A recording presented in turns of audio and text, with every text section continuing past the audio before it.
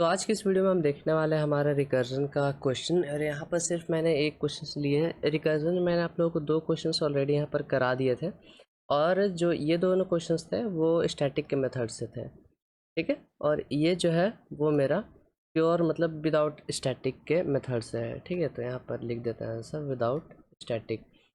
तो देखो आपको क्वेश्चन क्या बोल रहा है कि write a program to print Fibonacci series using recursion.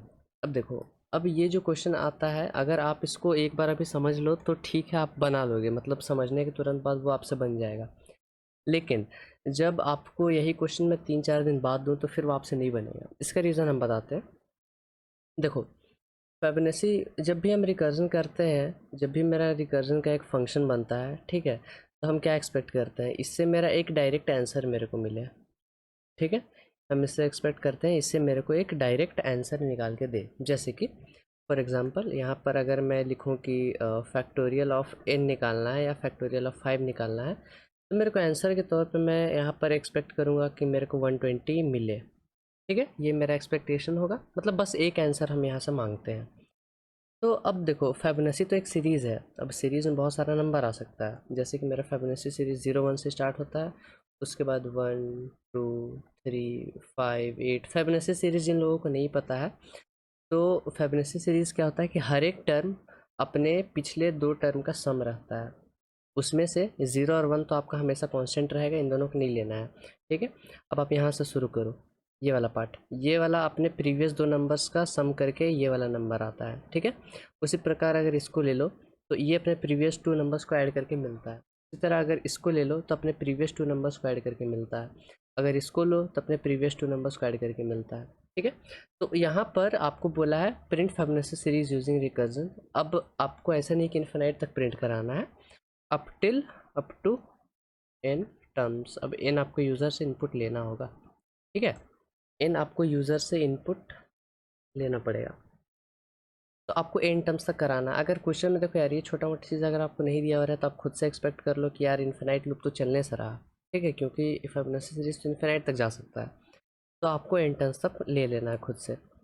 अब क्वेश्चन आता है कि आपको यहाँ पर हर एक नंबर हर बार कैसे मिलेगा, ठीक है। तो आप जब भी फिबोनाची सीरीज़ का क्वेश्चन रिकर्जन से बनाओ और विदाउट स्टैटिक यूज़ करके, तो कुछ चीज़ों का ध्यान रखना। पहला चीज़ कि आप जो है nth टर्म निकालते हो फिबोनाची सीरीज़ का, ये एक बात याद रखना। आप ऐसा नहीं कि आपने n टर्म्स पास कर दिया, मतलब यहाँ पर ये फंक्शन है, इसमें आपने n as a parameter pass कर दिया, तो फिर वो हर बार आपको ये निकाल के देगा, नहीं। मतलब थोड़ा बहुत मॉडिफिकेशन करोगे तो वो हो जाएगा। लेकिन जो जनरल जो मेथड होता है, जो सबसे पॉपुलर मेथड होता है, जिसको सब जानते हैं, वो मेथड मैं आपको बता रहा हूँ। तो इस मेथड से हम लोग क्या करते हैं कि nth टर्म निकालते हैं हमेशा। जैसे कि सपोज कर लो, अगर हम स्टार्टिंग में 0 पास करेंगे, मतलब 0th टर्म मेरे पास बेसिकली ये वाला है, ठीक है। तो 0th टर्म हम पास करेंगे तो हम ये एक्सपेक्ट करेंगे, ठीक है। और जैसे ही मैं अगर यहाँ पर 1th टर्म पास करूँगा तो मैं एक्सपेक्ट करूँगा 1। सेकेंड टर्म पास करेंगे तो मेरे को 1 एक्सपेक्ट करेंगे हम फिर से।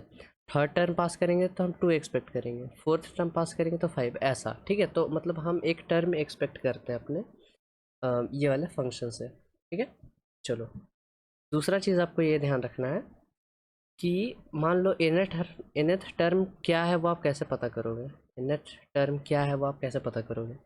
जाहिर सी बात है यार कि उसके प्रीवियस दो टर्म्स का आपको सम निकालना है। तो प्रीवियस दो टर्म्स का सम कैसे निकलेगा, n-1th टर्म प्लस, अब उस, अगर सपोज कर लो यहाँ पर ये सीरीज को हम दोबारा यहाँ पर लिखते हैं 0 1 1 2 3 5 8, ठीक है, एंड सो ऑन।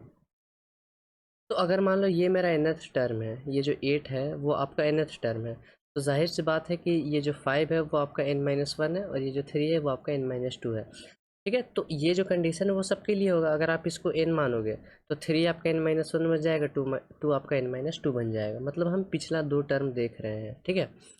तो वही हम यहाँ पर लिख रहे हैं कि nth टर्म क्या होगा आपका, n-1th term plus n-2th term, ठीक है। तो ये दो चीज़ों को आपको यहाँ पर ध्यान में रखना है, ठीक है।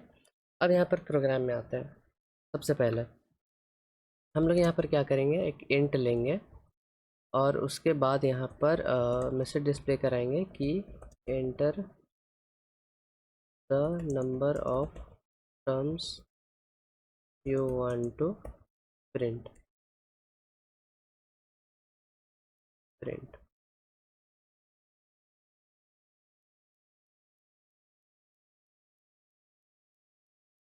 तीन कर लेंगे अपना एन में, ठीक है। तो ये हमने यहाँ पर कर लिया। अब देखो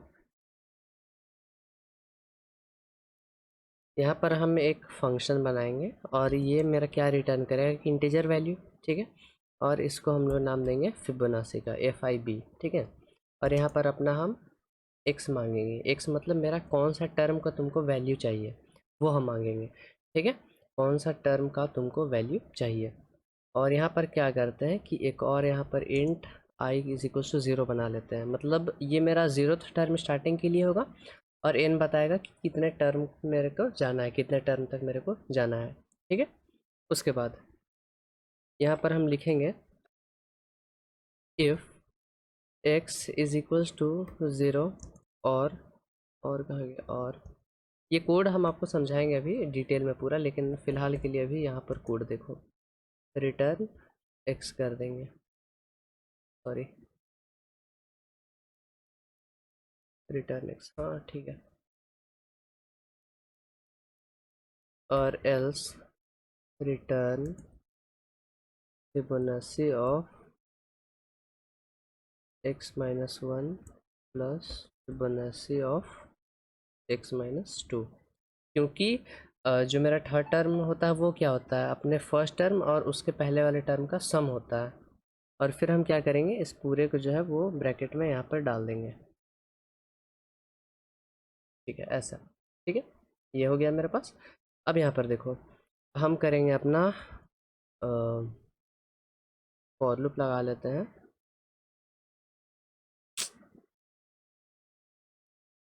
यहाँ पर लिखेंगे वाइल जब तक आपका 1 less than equal to x ना हो जाए या n ना हो जाए तब तक ये चलना चाहिए।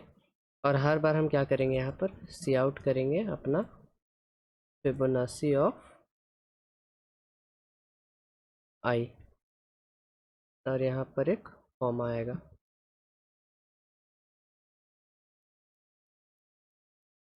और फिर हम लोग यहाँ पर क्या करेंगे, अपना i प्लस प्लस कर लेंगे। तो देखो ये मेरा कोड है। अब यहाँ पर पहले कुछ चीज़ों को ध्यान से समझो। सबसे पहले ये जो n है इसमें हम क्या इनपुट ले रहे हैं। जैसे कि अगर मेरे को 5 टर्म्स का फिबोनाची चाहिए, मतलब 5 टर्म तक चाहिए, तो मैं यहाँ पर n एज अ इनपुट दूंगा, ठीक है। तो और इंट i में मेरे पास 0 है, तो मतलब मेरे को 0 से 5 टर्म तक का सारा सीरीज़ का सारा वैल्यू चाहिए। मतलब बोले तो 0 1 1 2 और 3, मतलब इतना तक मेरे को वैल्यू चाहिए। यही मेरा 5 टर्म है, 1 2 3 4 5। लेकिन चूंकि हमने 0 से लेकर 5 तक लिया है तो जाहिर सी बात है कि यहाँ पर मेरे को एक 5 भी ऐसे मिलेगा, ठीक है। उसके बाद देखो हम लोग ये लूप से क्या कर रहे हैं कि अपना i जब तक n से लेस देन या इक्वल है, मतलब ये लूप कितनी बार रन करेगा, 0 से लेकर 5 टाइम्स यानी 6 बार। और हर बार जब ये लूप रन करेगा तो हम क्या कर रहे हैं, अपना FIB ऑफ i को कॉल कर रहे हैं, मतलब फिबोनाची ऑफ i को कॉल कर रहे हैं, ठीक है। अब ये जो फिबोनाची ऑफ i है इसमें स्टार्टिंग में क्या वैल्यू जाएगा, स्टार्टिंग में FIB ऑफ 0 जाएगा। नेक्स्ट टाइम में क्या जाएगा, FIB ऑफ 1 जाएगा। थर्ड टाइम क्या जाएगा, FIB ऑफ 2। उसी तरह 3 जाएगा, 4 जाएगा और 5 जाएगा। तो अब देख रहे हो यहाँ पर हम सीरीज़ नहीं पास कर रहे हैं। आप सीरीज़ से मैच कर सकते हो। ये 0 1 1 2 3 5 है, लेकिन ये 0 1 2 3 4 5 है। मतलब हम यहाँ पर nth टर्म को पास कर रहे हैं, ना कि हम सीरीज़ का सीधा नंबर निकाल रहे हैं। तो हम nth टर्म का यहाँ पर वैल्यू निकालते हैं, ठीक है। अब देखते हैं कि जब हर बार हम यहाँ पर 0 पास करेंगे 1 2 3 4, तो यहाँ पर मेरे को क्या रिटर्न वैल्यू यहाँ पर मिलता है। चलो अब ये शुरू करने से पहले आपको वो रिकर्जन का वो डायग्राम याद होना चाहिए कि मतलब मैंने आपको पूरा एक दूसरा कैनवास में दिखाया था कि जब x इज इक्वल्स टू 1 के लिए कॉल होता है तो यहाँ फिर ये फंक्शन खुद को कॉल करता है, तो फिर वो एक नीचे चला जाता है, ठीक है। तो ये जो ब्लॉक डायग्राम था इससे आपको पता चलता था कि प्रोग्राम खुद को कॉल करने के बाद किधर जा रहा है, ठीक है। तो ये चीज़ यहाँ पर अभी समझना आप ध्यान से। देखो स्टार्टिंग में क्या होगा, एक्स का वैल्यू क्या हो जाएगा यहाँ पर 0। स्टार्ट में एक्स का वैल्यू 0 जाएगा क्योंकि आई स्टार्टिंग में 0 है, तो हम यहाँ पर आई को ही पास कर रहे हैं, तो एक्स मेरा 0 हो जाएगा, राइट। ध्यान से देख लो, यहाँ पर आई मेरा 0 है और हम यहाँ स्टार्ट बार में 0 को ही पास कर रहे हैं, तो मेरा जो ये आई का जो वैल्यू है 0 वो यहाँ पर अपना एक्स में चला जाएगा। तो वही मैंने यहाँ पर लिखा है एक्स इज इक्वल टू 0। अब देखो, हम पहले बेस कंडीशन चेक करते हैं कि अगर तुम्हारा एक्स 0 है या 1 है। अब दोनों कंडीशन क्यों है 0 और 1, क्योंकि दोनों आपका पॉसिबल है, कभी आपका जो एक्स है वो 0 हो सकता है, क्यों कभी 1 हो सकता है। अब ऐसा क्यों दोनों को मैंने डाल रखा है, फिबोनाची सीरीज़ का अगर आप स्टार्टिंग दो टर्म्स देखो तो वो 0 और 1 है, ठीक है, और ये दोनों हर बार आपका कांस्टेंट रहता है, तो इसलिए मैंने यहाँ पर 0 और 1 को ऐसा बेस मान लिया है कि जब भी आपका एक्स मतलब 0 और 1 हो तो वही नंबर मेरा रिटर्न हो जाए यूज़र के पास, ठीक है। और जब हम इसको पूरा कोड देखेंगे ना तो फिर आपको अच्छे से समझ में आ जाएगा। चलो, अब देखो एक्स तो अभी मेरा 0 के बराबर ही है, तो क्या ये रिटर्न एक्स काम करेगा? बिल्कुल करेगा, क्योंकि मेरा एक्स 0 के बराबर है और यहाँ पर हमने बोल रखा है कि एक्स मेरा या तो 0 हो या तो 1 हो, तो मेरा एक्स रिटर्न हो जाना चाहिए, तो एल्स वाला पार्ट क्या होगा, एग्जीक्यूट नहीं होगा, ठीक है। तो मतलब जो है वो मेरा एक्स का वैल्यू 0 जो है रिटर्न एक्स, वो कहाँ पर चला जाएगा, मेरे ख्याल से यहाँ पर आ जाएगा, एफ आई बी ऑफ आई की जगह पर बैठ जाएगा एक्स का वैल्यू जो कि 0 निकला है, ठीक है। तो यहाँ पर मेरा 0 प्रिंट हो जाएगा, एफ आई बी ऑफ 0 0 आया यहाँ पर और एक कॉमा है, तो यहाँ पर एक कॉमा ऐसे लगा देते हैं। देखो, मतलब अभी मेरा जो है एक लूप वो कंप्लीट हो चुका है, ठीक है। अब नेक्स्ट टाइम क्या होगा अपना, आई प्लस प्लस होगा, तो आई का वैल्यू इंक्रीज होके बन जाएगा आपके पास 1, 0 से लेके हो गया 1, ठीक है। उसके बाद हम क्या कर रहे हैं, उसके बाद हम क्या कर रहे हैं, अपना एफ आई बी ऑफ आई को कॉल कर रहे हैं, तो आई में इस वक्त क्या वैल्यू है 1, तो मतलब ये जो 1 है वो कहाँ चला जाएगा, इस एक्स में, ठीक है। तो मतलब एक्स इज इक्वल टू यहाँ पर हो गया 1, राइट। अब अंदर घुसा, if X is equal to 0 तो ये कंडीशन गलत, if X is equal to 1 हाँ ये कंडीशन सही हो रहा है, तो फिर से मेरे को अब एक्स रिटर्न करना है। अब ये एक्स का वैल्यू जो मेरे पास 1 बना है, रिटर्न एक्स करने का मतलब क्या है कि 1 को हम रिटर्न कर दे रहे हैं, क्योंकि एक्स का वैल्यू मेरे पास 1 है, तो 1 को ही हम यहाँ पर रिटर्न कर दे रहे हैं। तो फिर से मेरा यहाँ पर आके 1 प्रिंट हो गया और एक कॉमा आ गया फिर से, ठीक है। ध्यान से देखते जाओ हर एक चीज़। अब फिर देखो, हम फिर से अब क्या करें, आई प्लस प्लस, तो आई का वैल्यू बन जाएगा यहाँ पर 2, 2 बन गया। अब एफ आई बी ऑफ 2 को कॉल कर रहे हैं, मतलब 2 का जो वैल्यू है वो यहाँ पर आ गया, तो एक्स का वैल्यू क्या बन गया 2। अब देखो, अब आपका जो असली चीज़ है वो यहाँ से स्टार्ट होता है, आई यहाँ पर मेरे पास 2 था। अब देखो, सपोज कर लो ये मेरा फर्स्ट हैंड फंक्शन है, फर्स्ट हैंड बोलने का मतलब है कि पहली बार ये फंक्शन कॉल हुआ है, इसके अंदर यहाँ पर 4 लाइन का कोड लिखा हुआ है, तो हम शॉर्ट में लिखेंगे कि अगर एक्स मेरा 0 है और 1 है तो यहाँ पर हम रिटर्न एक्स कर रहे हैं, ठीक है, शॉर्ट में लिख रहे हैं हर एक चीज़ों को। और नहीं तो यहाँ पर क्या कराना चाह रहे हैं, return n-1 F I B of n-1 और F I B of n-2।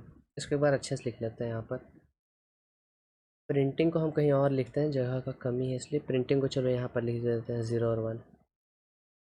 ये जो मेरा एक फंक्शन है, यहाँ पर क्या क्या लिखा हुआ है कि if X is equal to 0 और एक्स इज इक्वल टू 1 तो रिटर्न एक्स, ठीक है। और एल्स में है कि return F I B of x-1 plus F I B of x-2। चलो, ये वाला पार्ट तो एग्जीक्यूट अब होने से रहा, क्योंकि x का जो वैल्यू है वो बन गया है 2, ना ही वो 0 है ना ही 1 है, तो अब एल्स वाला पार्ट एग्जीक्यूट होगा। ध्यान से सुनो, एल्स में घुसा, रिटर्न, और पहले एफ आई बी, अब फिर से एक फंक्शन देखो, यहाँ पर एक फंक्शन कॉल हो गया, रिटर्न वगैरह कुछ भी होने से पहले, कुछ भी कैलकुलेशन होने से पहले एक फंक्शन कॉल हो गया। क्या कॉल हुआ, F I B of x-1, मतलब ये जो फंक्शन है एफ आई बी वो खुद को कॉल लगा रहा है, ठीक है। लेकिन इस बार जो वो वैल्यू पास कर रहा है वो x-1 है, तो x का अभी वैल्यू क्या है 2, लेकिन जब वो खुद को फिर से कॉल करेगा उस समय जो x का वैल्यू है वो बन जाएगा 1। तो अभी हम समझ रहे हैं कि ये जो फंक्शन है वो हॉल्ट में है, ठीक है। और यहाँ पर क्या करते हैं, ये जो जगह है ये वाला, इसके जगह पर यहाँ पर 1 कॉल हुआ है एफ आई बी ऑफ 1 के लिए, तो हम आ जाते हैं यहाँ, एक दूसरा डब्बा बन गया, मतलब एक दूसरा फंक्शन कॉल हो गया, ठीक है। एक्स इज इक्वल टू 0 और एक्स इज इक्वल टू 1 वगैरह आया, और यहाँ पर रिटर्न एक्स भी है। तो इसमें जो मेरा x का जो वैल्यू है वो क्या है 1, क्योंकि यहाँ से हम x माइनस वन पास कर रहे हैं, लेकिन x क्या है इस वक्त 2, सबसे टॉप फंक्शन के लिए। तो हम 2 माइनस वन करके 1 भेज रहे हैं एक और रिकर्जन वाले फंक्शन के अंदर, ठीक है। अब यहाँ पर मेरे को x 1 के बराबर मिल रहा है, तो रिटर्न x कर जा रहे हैं, तो ये x का जो वैल्यू है 1 वो कहाँ पर रिटर्न करेगा, यहाँ पर रिटर्न करेगा। तो एक तरह से क्या होगा कि ये जो अपने भीतर ही एक फंक्शन रन किया ना, उसकी जगह पर यहाँ पर आके आपके पास 1 ऐसे बैठ जाएगा 1, ठीक है। फिर से प्लस, अब अपना काम आगे कैरी ऑन करेगा, क्योंकि उसने नेस्टेड मतलब रिकर्जन को कॉल कर लिया था। फिर ये फंक्शन फिर से खुद को कॉल कर रहा है, तो यहाँ पर एक खुद को कॉल करने वाला बना लेते हैं। ये टॉप फंक्शन है, अभी भी ये चल रहा है, लेकिन इसके अंदर देख रहे हो कि यहाँ पर मेरे को एक फंक्शन मिला, तो जाहिर सी बात है कि अब मेरे को फंक्शन का काम करने जाना पड़ेगा। ये वाला जो मेरा फंक्शन है इसके लिए x का वैल्यू क्या है 2, देख लो यहाँ पर x का वैल्यू 2 है, लेकिन हम क्या पास कर रहे हैं x माइनस 2 पास कर रहे हैं, मतलब यहाँ पर आपका 0 पास हो रहा है x का वैल्यू, मतलब रिकर्जन वाला फंक्शन में, ठीक है। फिर यहाँ पर फिर से वही है x इज इक्वल टू 0 और x इज इक्वल टू 1, तो रिटर्न x। तो देख लो x आपका 0 के बराबर है, तो x रिटर्न होगा, तो x का वैल्यू क्या है 0, तो 0 यहाँ पर आके आपका बैठ जाएगा। इसको मिटाते हैं यहाँ पर, और यहाँ पर आपका 0 आके बैठ गया, ठीक है। अब आपका क्या करना है, रिटर्न 1 प्लस 0, तो 1 प्लस 0 करोगे तो 1, तो रिटर्न 1। अब फाइनली जो यहाँ से रिटर्न 1 है वो यहाँ पर आके बैठ जाएगा, तो फिर से मतलब आपका यहाँ पर 1 ऐसे प्रिंट हो गया, ठीक है। तो ऐसे मेरा रिकर्जन काम करता है। अब सेकेंड टर्म के लिए भी देख लेते हैं। अपना i प्लस होगा, तो i का वैल्यू जो है वो बन जाएगा यहाँ पर 3, ठीक है। अब यहाँ पर x की जगह पर आ जाएगा आपके पास 3,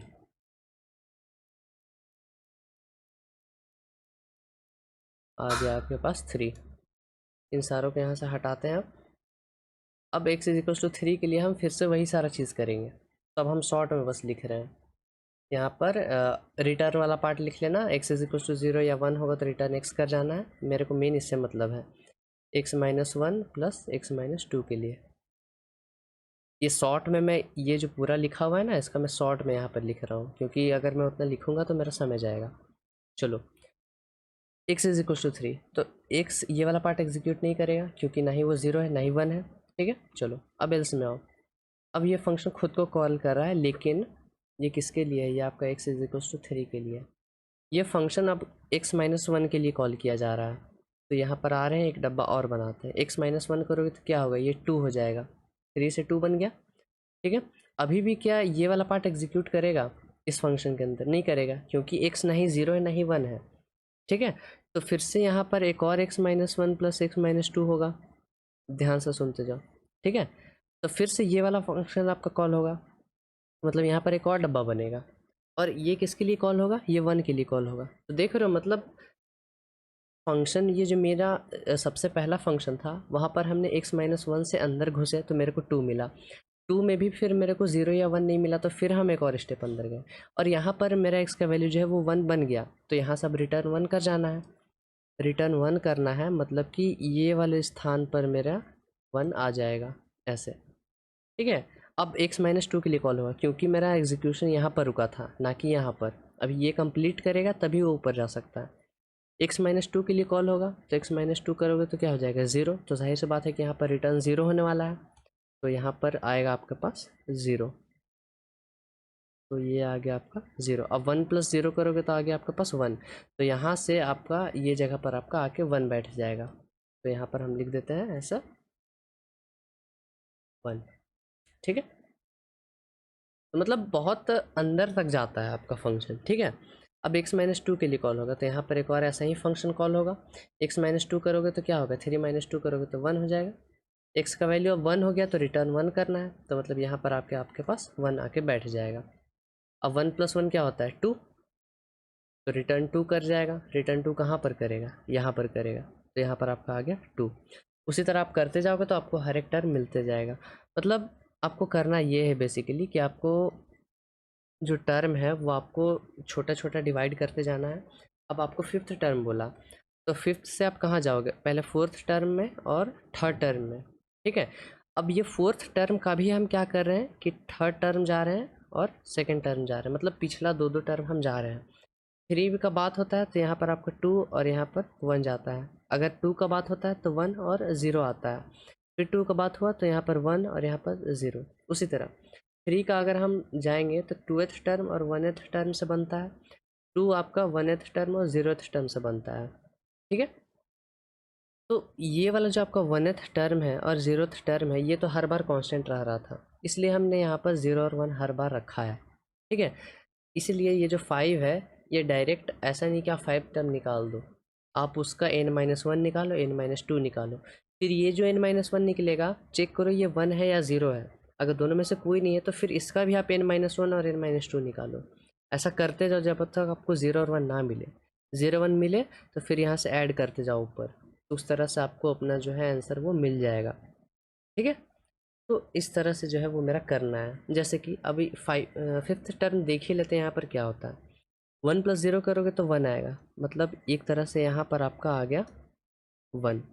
अब ये 1 और 1 को ऐड करोगे तो आपको क्या मिलेगा, 2 मिलेगा, तो यहाँ पर आ गया आपके पास 2। उसी तरह यहाँ पर भी आपका आ गया 1। उसी तरह ये वाला देखो, ये वाला पार्ट में भी आपका आ गया 1। ठीक है, अब ये 1 + 1 करोगे तो यहाँ पर आ गया आपके पास 2। अब ये अगर 2 + 1 करोगे तो यहाँ पर आ गया आपके पास 3। अब ये 3 + 2 करोगे तो यहाँ पर टोटल आ गया आपके पास 5।